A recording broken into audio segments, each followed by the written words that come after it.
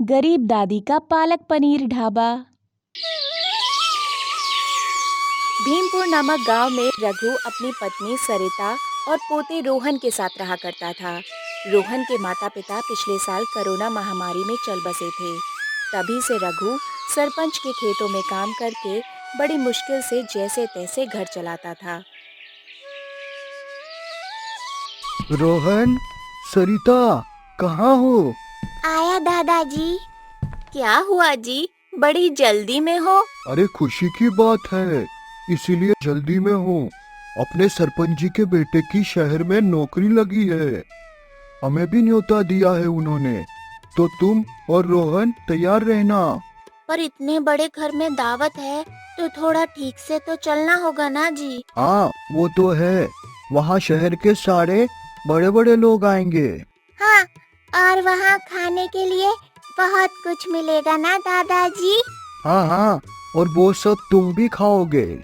सरिता और रोहन सरपंच के यहाँ दावत खाने को लेकर बहुत उतावले थे। कुछ दिनों बाद दावत का दिन भी आ गया।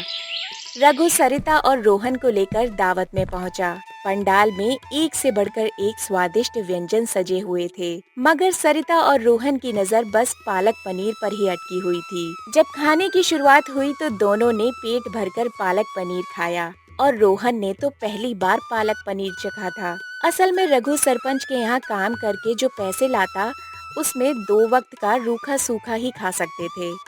ऐसे में ये दावत उनके लिए किसी सौगात से कम नहीं थी। तीनों ने दावत अच्छे से खाई और फिर अगले दिन, दादी दादी, मुझे वो खाना है। क्या रोहन, क्या खाना है तुझे? वही जो कल खाया था, वो जो हरे हरे रंग का था ना, और उसमें कुछ सफेद सफेद पड़ा था, मुझे वो खाना है। अच्छा वो, अरे मेरे बहादुर पोते, उसे पालक पनीर कहते हैं। हाँ दादी, वही पागल पनीर खाना है मुझे। हाँ हाँ ठीक है मेरे पोते, बना दूंगी तेरा पागल पनीर। सरिता हंसते हंसते बातों बातों में पालक पनीर बनाने का वादा तो कर देती है, लेकिन वो खुद नहीं जानती थी कि पालक पनीर बनेगा कैसे। ओहो, मैंने रोहन को बोल तो दिया पालक पनीर बना दूंगी, पर पालक पनीर खरीदने के लिए पैसे कहाँ से लाऊं? कुछ समझ नहीं आ रहा। इसी उधेड़-बुन में सरिता का पूरा दिन बीत गया। फिर सरिता के सुबह उठते ही रोहन पालक पनीर खाने की जिद करने लगा। तभी सरिता नीरस मन से रसोई घर में गई और आटा गूंथने लगी। तभी उसके मन में एक ख्याल आया और वो जल्दी से पड़ोस के खेत में गई और कुछ पालक के पत्ते मांग कर ले आई। फिर उसी आटे की लोई से पनीर के जैसे चौकोर टुकड़े तैयार कर लिए और फिर पालक में पकाकर सब्जी तैयार कर ली। और फिर, दादी जल्दी लाओ पागल पनीर, बना नहीं अभी तक? हाँ हाँ मेरे पोते, बन गया। ये लो, ये रहा तुम्हारा पागल पनीर। अरे वाह, आज तो पागल पनीर खाने का मजा ही आ जाएगा। हाँ हाँ रोहन, अब लो जल्दी से इसे खाओ भी। मासूम रोहन पालक पनीर की सब्जी समझकर खाता रहा, पर सरिता मन ही मन ये सोचकर बहुत दुखी थी कि वो अपने पोते को उसका मनपसंद खाना तक नहीं खिला सकती। फिर उसी समय, दादाजी, दादाजी आपको पता है दादी ने आज क्या बनाया? क्या बनाया है रोहन? दादी ने वही कल वाला पागल पनीर बनाया है। अच्छा, उसे पालक पनीर कहते हैं। रघु रोहन की बात पर हंस पड़ा। वो हैरान भी था कि सरिता पालक पनीर बनाने के लिए पैसे कहाँ से लाई। वो जल्दी से अंदर गया और उसने सरिता से जाकर पूछा, सरिता, रोहन बता रहा था कि तुमने पालक पनीर बनाया है। जी वो मैं तो। लाओ थोड़ा सा हमें भी चखाओ। सरिता को समझ नहीं आता है कि वो रघु से क्या कहे। सरिता फिर बिना कुछ सोचे समझे रघु को वही पालक की सब्जी खाने को दे देती है जिसमें उसने पनीर की जगह आटे के चौकोर टुकड़े डाले थे। पहला निवाला खाते ही रघु को सारी बात समझ में आ गई। उसने सरिता की तरफ देखा तो उसकी आंखों में आंसू थे। रघु बिना कुछ कहे जल्दी से खाना खाकर बाहर चला गया। सरिता रघु के इस बर्ताव से और भी ज्यादा दुखी होकर रोने लगी। फिर कुछ देर बाद रघु घर वापस आया तो उसके हाथ में सामान से भरा हुआ एक थैला था। रोहन, रोहन, जल्दी से बताओ, रात को मेरा पोता क्या खाएगा? मैं तो वही खाऊंगा जो दादी ने बनाया है, पागल पनीर। हाँ हाँ, समझ गया। अब हम असली वाला पालक पनीर खाएंगे।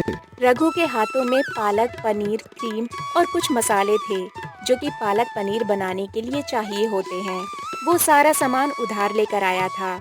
वो हंसते हुए सरिता को सामान का थैला पकड़ाता है। जब तक पालक पनीर बनकर तैयार हो रहा था, रघु और रोहन बड़े गौर से पालक पनीर को बनते हुए देख रहे थे। और जब सरिता ने पालक पनीर बनाकर परोसा तो दोनों के चेहरे पर चमक आ गई। वो दोनों रसोई में ही बैठकर खाना खाने लगे। पहला निवाला खाते ही रोहन सीधा जाकर अपनी दादी के गले लग गया और बोला, ये वाला पागल पनीर तो दावत वाले पागल पनीर से भी अच्छा है दादी। सच में सरिता, रोहन बिल्कुल ठीक कह रहा था। तुमने तो कमाल कर दिया। मुझे लगता है अब तुम्हारी वजह से हमारी किस्मत बदलेगी। जी आप कहना क्या चाहते हो? मैं कुछ समझी नहीं। देखो, मैं कुछ दिनों से सोच रहा था कि इस बुढ़ापे में तो मुझसे खेतों में काम ही नहीं हो पा रहा है, तो क्यों न मैं एक ढाबा खोल लूं। सरपंच जी से किराए पर ढाबा तो ले लेता, मगर बस ये नहीं समझ पा रहा था कि अच्छा खाना बनेगा कैसे, जो लोगों को पसंद भी आए और खाना बनाने के लिए किसी को पैसा भी ना देना पड़े। लेकिन अब समझ आ गया, तुम चलाओगी ढाबा और मैं और रोहन तुम्हारी मदद करेंगे। रघु की बातें सुनकर उसकी आंखों में आंसू आ गए। सरिता को बचपन से ही खाना बनाने का बहुत शौक था, मगर ज्यादा गरीब होने के कारण वो अपने शौक को कभी आगे नहीं बढ़ा पाई। लेकिन उसका ये शौक अब उनकी कमाई का जरिया बनने वाला था, इसीलिए सरिता बहुत खुश थी। अगले ही दिन रघु ने सरपंच से बात करके ढाबा किराए पर ले लिया। फिर उन्होंने पैसे उधार लेकर एक ही हफ्ते के अंदर अपना ढाबा तैयार कर लिया। अगले दिन से ही सरिता ने वो कर दिखाया जिसकी रघु ने उससे उम्मीद लगाई थी। यूं तो सरिता के ढाबे में कई स्वादिष्ट व्यंजन बनते थे, लेकिन उसके हाथ का बना पालक पनीर सबकी पहली पसंद था। अरे वाह भाई वाह रघु, मजा ही आ गया। रघु, पालक तो बहुत खाए, पर तुम्हारे जैसा स्वादिष्ट और लजीज कहीं भी नहीं था। और हाँ रघु, तुम्हें ढाबे का किराया देने की जरूरत नहीं। बस मैं कभी आऊं तो मुझे अपने ढाबे का पालक पनीर खिला देना। जी सरपंच जी। और हाँ रघु, कुछ दिनों बाद मेरे बेटे की शादी है, और तुम्हें तो पता है शहर के लोगों की पसंद। वहाँ पर बड़े बड़े मेहमान आएंगे शहर से, और पालक पनीर बनाने का ऑर्डर मैं तुम्हें दे रहा हूँ। बस तुम मुझे इतना बताओ, एडवांस कितना देना है? वो सब तो ठीक है सरपंच जी, पर ये तो बताइए कितने लोगों की दावत बनानी है? अरे बस यही कुछ 200 लोग होंगे।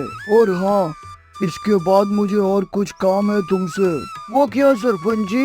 मेरी बेटी सोशल मीडिया पर वीडियो बनाती है। आप जैसे हुनरमंद लोगों की वीडियो धमाल मचा देगी, और तुम्हारा वीडियो देखकर ग्राहक के साथ साथ ऑनलाइन ऑर्डर भी आएंगे। सरिता के बनाए पालक पनीर और उसके ढाबे को पहचान मिल रही थी।